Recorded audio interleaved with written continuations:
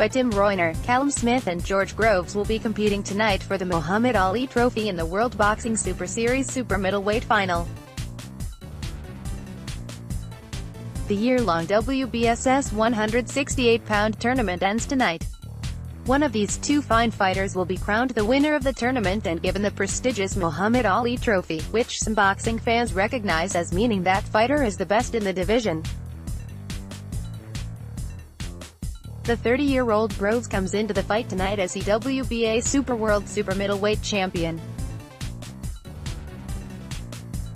He'd like to leave the tournament still with his belt, as he has other big fish to fry. Groves would like to possibly face James DeGale in a rematch if he doesn't lose to Chris Eubank Jr. in their possible fight in 2018 or 2019. Carl Froch, who holds 2 knockout wins over Groves, is surprisingly picking him to defeat the 28-year-old Smith 24-0, 17 KOs. I think it's come a bit too soon for Smith, but having said that, Groves' shoulder injury is potentially a really bad one. People don't normally come back the same after a dislocated shoulder injury, former 168-pound champion Froch said to SkySports.com. I'll pick Groves on points, he has too much experience at world level. Froch is concerned about whether Groves' surgically repaired left shoulder will hold up under the strain of having to battle hard against a younger fighter in Smith for 12 rounds. Groves injured the shoulder in his last fight against Chris Eubank Jr. 7 months ago, and he's coming back quickly after the injury without a tune-up. Shoulder injuries often take a considerable amount of time to come back from.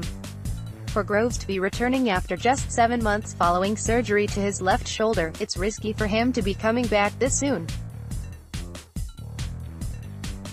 If Smith can turn this into a real brawl tonight in which Groves needs to fight in a strenuous way with both arms, he could re-injure his left shoulder and wind up losing. Experience or lack thereof could be the real problem for Smith in his fight.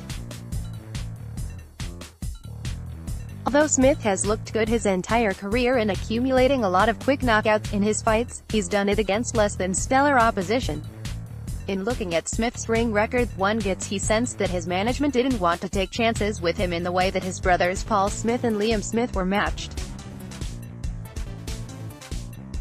Both of those fighters were put in tough early in their careers and found wanting. The same can be said about Callum's other brother, former 2-time world title challenger Stephen Smith. He's been matched against some tough opposition in the last 2 years, and he's lost every time he's been stepped up. Callum is going to find out tonight if he has the ability to fight against high-level opposition. Former WBC Cruiserweight champion Tony Bellew and Johnny Nelson are both picking Smith to beat Groves. Bellew sees Smith as being the fresher fighter of the two in tonight's fight. Even Froch thinks that Groves has seen better days in his career. He feels that Groves was a better fighter physically years ago than he is now, but he feels his ring smarts have improved since he fought and beat him in 2013 and 2014. Former Smith victim Rocky Fielding is picking Groves to win the fight. Smith stopped Fielding in the first round 3 years ago in 2015. Fielding doesn't care that he lost to Smith. He still is under the impression that Groves will have too much talent for Smith to handle in this fight. I see Smith winning and I think he comes through in really good fashion.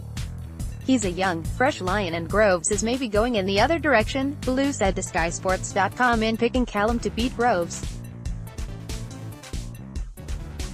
Since Bellew is from the same Liverpool area as Callum, it's difficult to take his prediction of the fight seriously.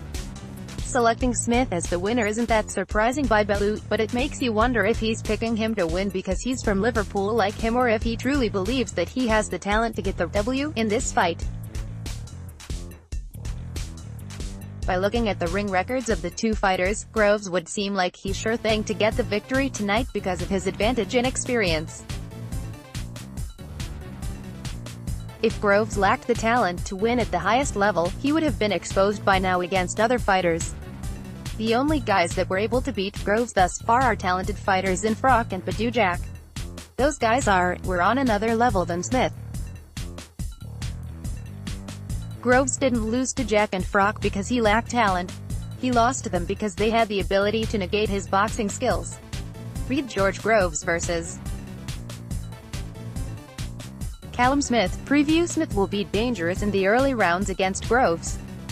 This will be part of the fight where Groves can slip on a banana skin if he makes the mistake of trying to slug with Smith. Callum has had early knockouts against these fighters: Rocky Fielding, TKO 1, Hadila Mohammadi, TKO 3, Rafael Sosa Pintos, TKO 3, Oleg Speditovs, TKO 1, Abraham Hernandez, TKO 1, Tobias Webb, TKO 2, Darrell Sonko, TKO 1, Ryan Moore, TKO 1, Ruslan Pojonasevs, KO 1, Ian Jackson, RTD 2, and Tommy Tolone, TKO 1. Smith has a lot of early knockouts, but he's only stopped one fighter with talent during his career early in his fights, in beating Rocky Fielding by a first-round knockout in 2015. That doesn't mean that Smith won't be able to knock out Groves if he lands a big shot tonight, but it's still highly unlikely to happen unless he catches him with the perfect shot to hurt him. This fight will likely play out much like Groves' last contest against Eubank Jr. Groves is going to be using his jab to keep Smith from getting close enough to land something big tonight, hoping that he can soften him up and set traps to try and hurt him with the right hand or left hook to the body. Groves will probably wait until the second half of the fight before he starts unloading on Smith with his power shots.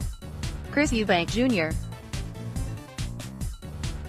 26-2, 20 KOs will be fighting tonight against domestic-level scraper JJ McDonough, 16-4, 8 KOs, in a 10-round confidence booster fight.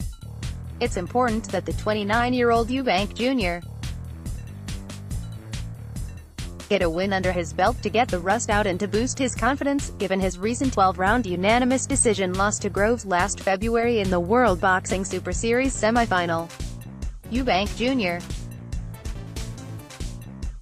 is pleased in some respects in finishing strong in the 12th round and coming close to stopping Groves, but unfortunately he was aided by an injury that his opponent suffered in that round. Groves' left shoulder came out of the socket while throwing a hard jab. Eubank Jr. takes credit for the injury, believing he helped cause it. However, Eubank Jr. looked so bad in the first 11 rounds that it's not easy to give him any credit for having done well in the 12th. Eubank Jr. could be facing 2008 Olympic gold medalist, former IBF super middleweight champion James DeGale next. That's why it's important that Eubank Jr. looks good tonight in his showcase fight against the 32-year-old McDonough. The Irish fighter McDonough lost his last fight against Roy Sheehan by a 3-round decision last March. McDonough hasn't lost a lot of fights during his 9-year pro career, but when he does lose, it's been to poor opposition for the most part. Read Rashida Ali. My dad would be deeply proud to be a part of this. Eubank Jr. needs to show signs of improvement in this fight for him to be taken seriously as a top contender in the super middleweight division. Eubank's stock dropped off dramatically with his loss to Groves last February. The fight was not even close due to the talent gap between the two combatants. Eubank Jr. looked unskilled, and badly in need of a competent trainer.